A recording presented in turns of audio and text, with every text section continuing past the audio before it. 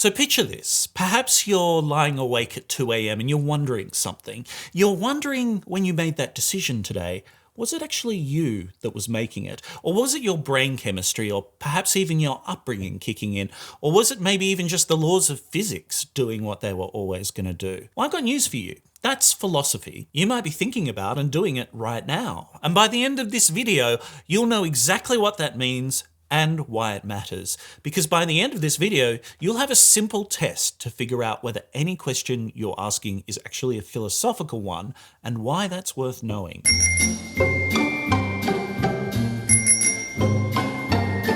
G'day, I'm Drew. I'm a professional philosopher with a PhD who spent thousands of hours reading dense texts and publishing papers on... Wait, have I made terrible life choices? Well, this isn't about me. It's about getting a straight answer to the question, what is philosophy really? And honestly, philosophers can't agree on the answer, which should tell you everything you need to know about us. But I'll give it a go anyway. And let's start with what philosophy isn't, because that's much easier. You see, philosophy isn't therapy, although it might make you feel better. And it's not religion, though it often tackles the same big questions. And it's definitely not science, though philosophers basically invented science before handing it off like proud parents watching their kids move out and start paying rent. That's because science can tell you things about like how your brain processes the color red. But philosophy asks whether you and I see that same red at all. And it asks a deeper existential question about how we experience it and what that experience means for the kind of beings we are in the world. Now, science can map every neuron firing when you're making a choice, but philosophy asks whether that choice was ever really yours to make at all, or whether it was the right one.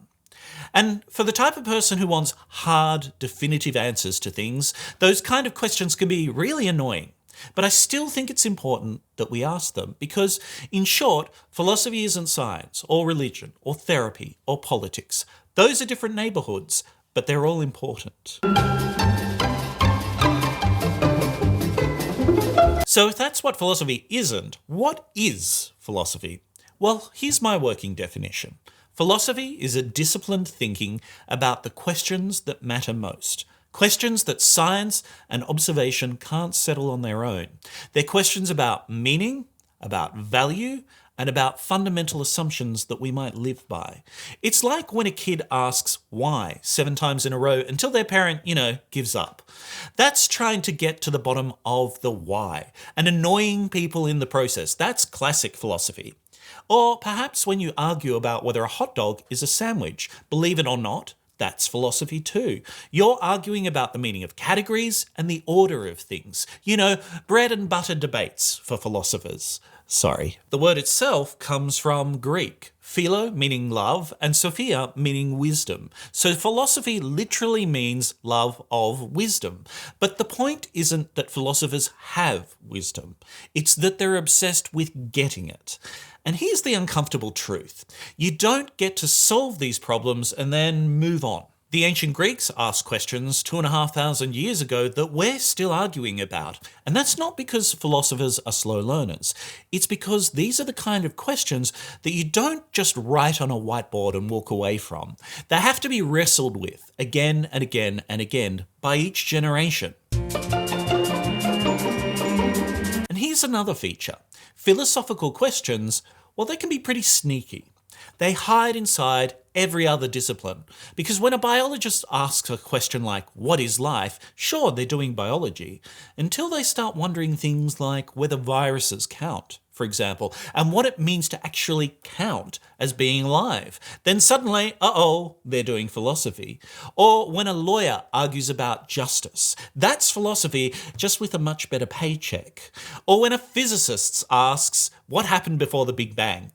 They've left the lab at that point and they're suddenly entering philosophy's territory because equations and evidence can describe the Big Bang, but they can't tell you what before even means when time itself begins there. And remember that kid asking why 7 times in a row? Well, that's what philosophy does. But here's the key.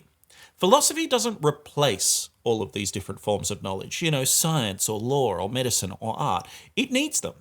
It brings them together and asks the next why, the question underneath the question.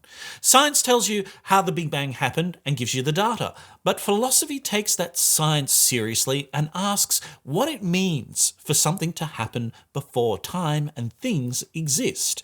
Each one needs the other. And you? Well, maybe you're doing philosophy all the time without even realizing it. Every time you decide what's right or what's wrong, for example, you're doing ethics. Every time you wonder whether something is real or just in your head, you're doing metaphysics. Every time you ask how you know what you know, you're doing epistemology. You're just doing it at the line in the store or at a fancy dinner party instead of at academic conferences like we do. The branches of philosophy have fancy wordy names, things like metaphysics, epistemology, ethics, aesthetics, but they're really all asking variations of a few core questions, which are what exists, how do we know, what should we do, and what matters. And for me, there's also three things that the best philosophy should be answering in those questions. It should help us understand what the world is like, help us understand how we should live in that world, and help us understand what we owe to others in that world. Look, with all of those $10 words, I have a suspicion I know what you're thinking at this point.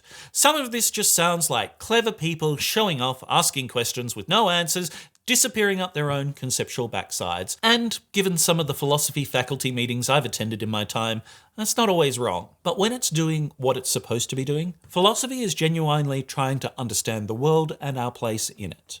And while philosophers might disagree about everything, literally everything, we're all committed to using reason, evidence, solid arguments, and respectful discussion to get there. No appeals to authority. No, because the ancient texts say so. If your argument doesn't hold up to scrutiny, it doesn't matter who you are. And if you've got a pretty good argument, a philosopher should listen to you and even potentially change their minds. And the ancient Greek philosopher Socrates, well, he did just that. And he was executed partially because he insisted that any person with reason could question anyone's beliefs, even the powerful. Philosophy says your argument stands or falls on its own merits, not on your credentials or your charisma.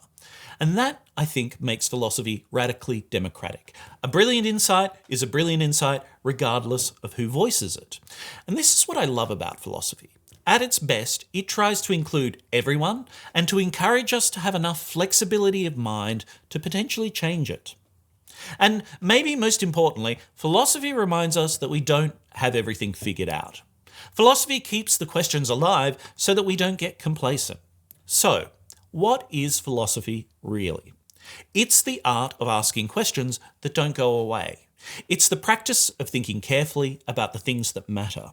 And it's the discipline of following arguments wherever they lead, even when they might lead somewhere uncomfortable.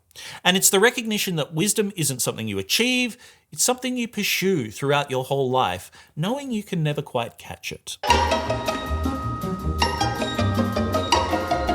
All right. Let's get practical. I want you to try this on 3 different conversations or debates you encounter this week. Let's call it the philosophy detector test.